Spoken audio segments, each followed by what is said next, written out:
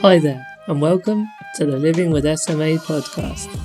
We're here to have conversations about living with spinal muscular atrophy. Throughout this podcast, we will be covering lots of different topics, from preparing for university, getting the most from your personal budget, sex and relationships, and lots more. So we invite different hosts from across the SMA community to come together here. We want to answer your questions, provide you with useful tips and recommendations, and also share personal stories. So please do reach out and connect with us here at the charity SMA UK. Thank you for listening, and we hope you find the podcast useful. In part 2, we'll be looking at the pros and cons of university. We'll also be talking about work experience and sharing advice for those who decide not to go to university. And before we move on from sort of leaving uni, for anyone who's watching and thinking, about whether they should go to uni or not, and they're in that middle ground, what would you guys say? If I start with you, Stephen, give me some pros and cons of uni. If you can give me one of each, that would be great. Ooh, one of each. I'm restricted now. I think a pro is probably pushing yourself out of your comfort zone and experiencing a different, completely different world, a different life, and different education as well. And you meet so many different people as well. So I think that is a pro. I know some people might see it as a bit of a con about, taking a bit of a risk. And then I think a con is probably the amount of admin needed in terms of thinking and organising needed in terms of actually how are you going to make this experience 10 out of 10 every single day. And I think to do that as someone with a disability, I think it sort of needs that whole thinking, where am I going to go, what am I going to do? And I sort of experienced that bit when you're sort of going out with friends and stuff. You need to think, will there be a disabled toilet there? Is the venue accessible? Can I actually get there? So it's almost that extra layer. So I think that was my biggest con. It's a very good point raised. And Mia, as we said, you are living and breathing it as we speak. So I'm sure your list of pros and cons are huge. But are you able to sort of pick out a couple of highlights? Yeah, sure. I think for me, the best thing about uni is something that you don't necessarily have to be at uni to achieve, but it's just as my experience that I was. And that's just the independence that it gives you and the confidence in your ability to be independent. Because I've learned how to advocate for myself on my own, manage PAs, I have all this workload that I have to manage. I've learned how to cook. I haven't poisoned myself. I'm still here. So there are those skills that are just life skills that I think everybody benefits from learning because of what it does. Personally, for me, when you know that you can look after yourself and you know that you can direct people to look after yourself on your own and you do a good job at it, even when things go wrong and you face problems like being told you can't go to lectures, then it's just such an empowering feeling for me anyway. And then cons, I would definitely agree, Stephen, that there is a lot of admin before, and it doesn't necessarily stop when you're at uni, and there's a lot to consider the whole time. And that can be quite tiring and overwhelming. But luckily for me, most of the admin has come from PA stuff, and I use Ask Jules, and they help me sort it out. So at least that alleviates that a little bit. Oh, good. I mean, as somebody who didn't go to university myself, I'm disappointed in you both for not saying the parties as the pro, because that's just the vision. I'm stereotyping now, but yeah. No, they're good too. They're good. Okay, that's all we needed to know. Let's move on to, obviously we want to talk about the transition now, moving out of uni. This is obviously something that's going to be going through your head soon, Mia. But Stephen and myself, we come from different aspects of this. So, Stephen, when it came to you finishing uni, did you have a plan in place? what was going through your head at that stage? Yeah, really good question. I think when I was at uni, I did a couple of internships. I took a year out as well and did a placement year, which was really encouraged at my university. And I think that really helped because I sort of had a small idea about what I wanted to do and what I enjoyed doing and what I didn't. And I think that's always really useful. I think getting internships, getting that work experience whilst you're at university. Um, and I mean, when I finished, I had an internship lined up, so I knew after I finished, I had 8 weeks working in London, and that sort of gave me a bit of a safety net in that sense. So it wasn't a for me, it wasn't a you finish uni, what am I going to do with my life? It was a bit of a right, I'm going to do this for 8 weeks, and then what am I going to do with my life? Um, I did actually, when I was at my internship, apply for a permanent job with them, and I was able to get that. And I think there was 2 days when I was sort of like officially without a job in between the two because I was waiting to see if they were going to offer it to me or not, sort of thing.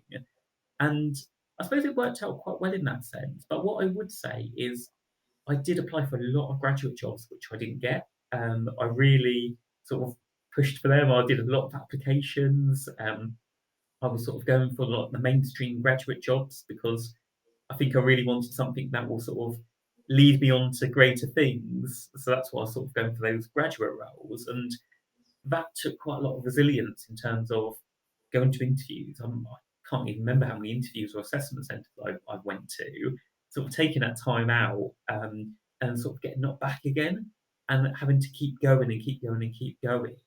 So in the end, it all worked well. I mean, I got that permanent role and then I moved into the civil service and I've been working in government for about nearly 7 years now, in lots of different roles. And they've been very inclusive in terms of their approach and it's very rewarding there. But I would say it took a lot of applications, a lot of motivation to sort of get there and get out of uni and get onto a good footing. Yeah, and I think a lot of people will relate to that as well. And I, listening to your story there, even I can relate to that. And I didn't go to university because Mm. leaving college, even I was in a similar position where I was like, well, what am I going to do now?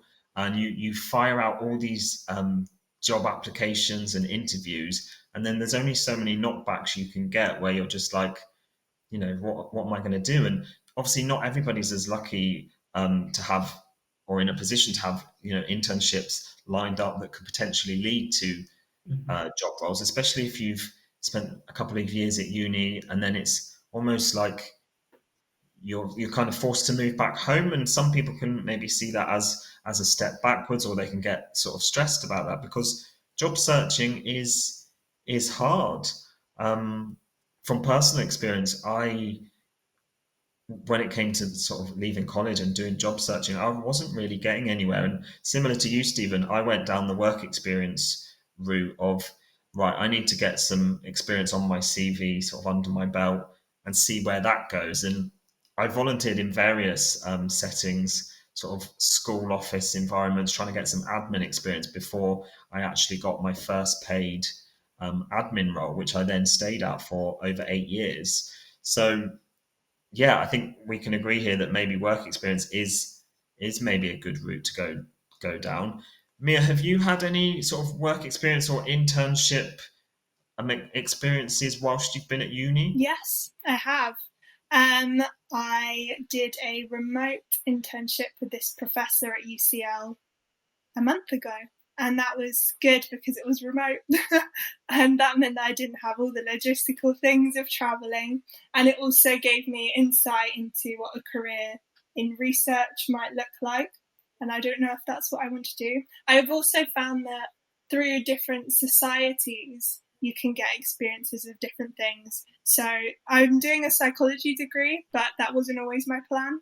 I nearly did an art degree, I nearly did an English degree. Like, I think what I miss in psychology is the more creative side of things. So I did some work experience at the theatre, and I was technical directing for a show, which basically meant I got to wear a blue hard hat and shout at people, which was good. And I would say I was very apprehensive about it because I didn't want to be a hindrance, because I knew that the job might require like moving things, or you're in small backstage spaces, and I just didn't want to get in the way. And then I said that to the directors at the theatre, and they were basically like, shh, it's fine, we'll help you out, it will be okay. And that was a really lovely thing to have. And yeah, I'm just about to, hopefully this year, going back, do some interning at the student radio to see what that's like. So we'll see what happens. Oh, you'd be perfect for radio. As you know, as someone, I work in radio myself, and just chatting to you now, you're very natural chatting. So yeah, I'd say definitely give the radio a go. Thank you.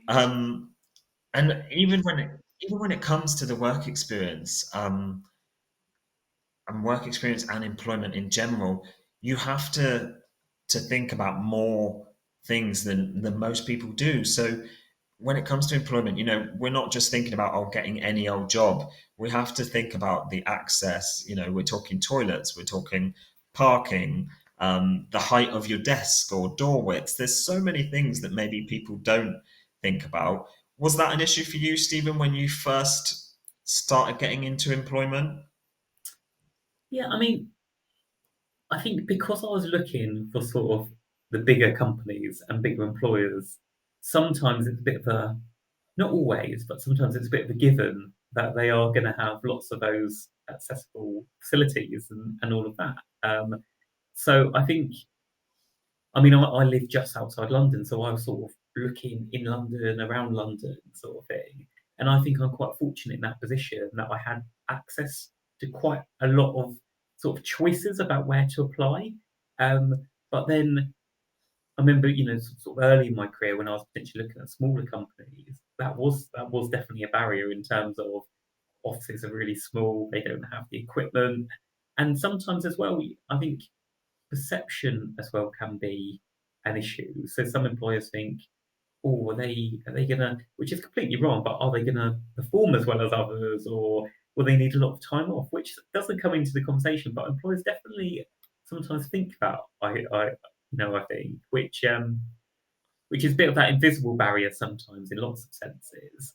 Um, so I didn't really have it fully in my job search, but I think it was always sort of in the background, and I was always very clear when I was applying for jobs that, you know, I am disabled, I use a wheelchair, I will need X, Y, and Z.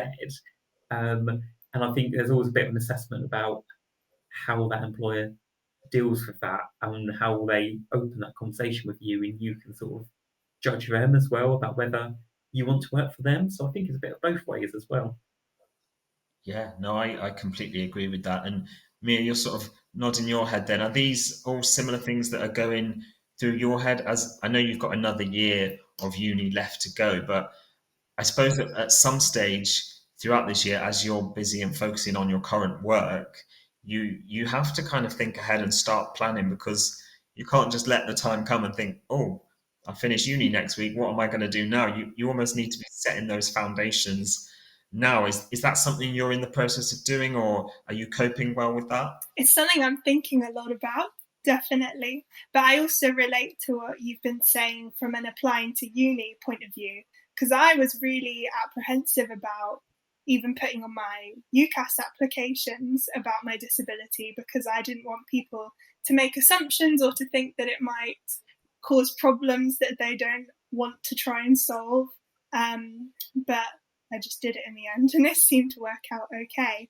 But I think also for me, and you'll probably relate, I don't know, but my disability has definitely had a massive impact on my work ethic, maybe to my detriment, because I always feel like I've got something to prove, even though I might not necessarily. I always want to kind of show up and try and obliterate any potential false perceptions people might have, which is a lot of pressure to put on yourself and not something that you need to do, but it's something that I do. And I think, yeah, probably quite a few people might relate to that.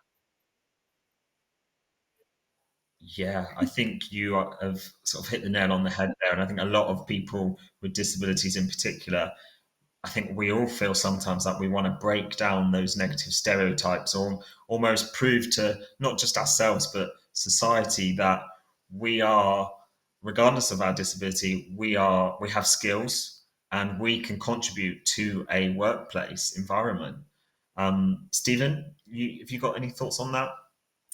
Yeah, just so I completely agree. I think there's definitely a correlation there because I think it's when you're disabled, you sort of have that point about, I'm here, I'm going to prove that I can do just as much as everyone else. And sometimes that means going right, to the other end of the scale, which isn't a bad thing, but sometimes it's almost about actually, you can chill out, you can have this time off, you can have, relaxation time as well. And I quite often have that sort of internal barrier about actually, I know I've done my hours today. Should I do a bit more? Should I send another email? Should I, be a bit more present and all of that stuff? Um, and then sometimes it's fine to just to actually think, do you know what, I've done enough today, but that's taken me a long time to actually acknowledge when is enough. So completely agree with you there, Mia. Yeah. And just to sort of summarize with you both, for anyone who is going through that transition of whether they're thinking of going to uni in the first place or whether they're transitioning from uni into employment, we all sort of come at this from different angles. So if I start with you, Mia, for someone who's thinking of going to uni, because you've not obviously left yet, I'll save that question for Stephen. What advice would you give to somebody who's toying with the idea of maybe going to university and having that higher education with a disability? I think it's deciding whether to go to uni or not is a very important question to ask yourself and reflect on a lot, whether you have a disability or not, because it's definitely not necessarily the default option that people should take, especially I think increasingly now. I think with a disability, it's important to try and make your decision of going to uni almost independently of that, in a sense of don't limit yourself to think I can't go to uni just because it might be a bit difficult, because it will be difficult and there will definitely be extra things that you have to think about. That everybody who goes to uni will have things that they have to think about. And there are so many people that can show you that it's possible, which I think is what really helped me when I got in touch with SMA UK. And I was suddenly talking to lots of people who'd been to uni and had amazing experiences. And that was just so affirming. So I think, my advice would be to make sure that you think about it and choose a course that you'll enjoy and a uni environment that you'll enjoy, because you're not just studying the course, you've actually got to, if you're living there, you've got to live there in that town and with those people. But don't write it off just because of all the extra things that we have to consider. I like that. I like that a lot. And Stephen, coming from your point of view, from the other side of university, finishing uni and going to start employment, what advice would you give to somebody of what path they should potentially take or things to think about? No, good question. I would say nothing is forever. I think sometimes the job market can be really scary. It can feel like you're sort of signing your life away. So I think one thing is, it takes a long time for everyone to sort of know what they like and they don't like as well. And you need to have some bad jobs to know which ones, to know what the good jobs are as well. So it's a bit of that balancing act as well. I think try as much as possible to think about university and the job market without your disability coming into mind. And then after you've sort of decided what you want to do, obviously there's a limit to this, but after you've decided what you want to do, then think about actually how can I make this work for me and my disability as well. So I would say sort of just go for it, go for what you want to do with your life and your career. And disabled people are really resilient. They are really good organisers, sort of thing, and I really think they can make anything work. Sort of thing. So just go for it.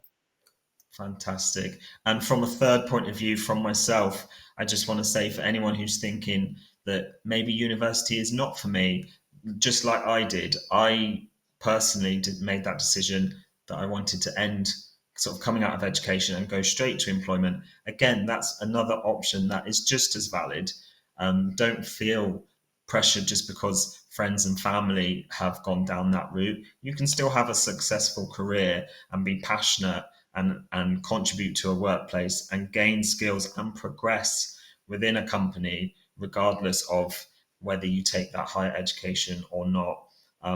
Hopefully, from our conversations today, the 3 different angles that we've come up from here, we can show you that whichever route you take, it has to work best for you and your life.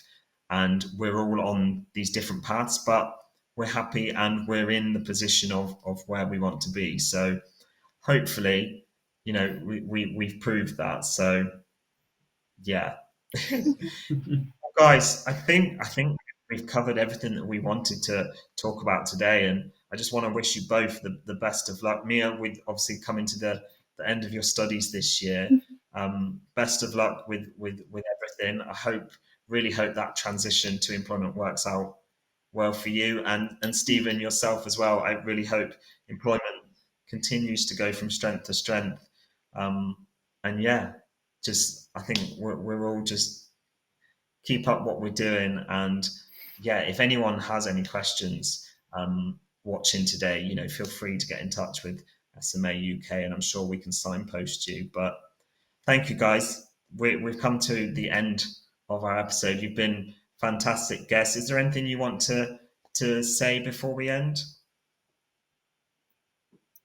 No, I don't think so. Nothing from me. Just thanks so much, Ross, for presenting. It's been really good. Yeah, thank you. Brilliant. I've really enjoyed it. I think we need to plan like a uni-style party, just the 3 of us now. Yeah, sure. Be good. Well, that is the end of the episode, guys. Thank you for watching, and we will see you very soon with another episode. You've been listening to the Living with SMA podcast. We hope you can join us again next time, but in the meantime, please don't forget to like and subscribe so you don't miss an episode. You can find out more on our website at smauk.org.uk.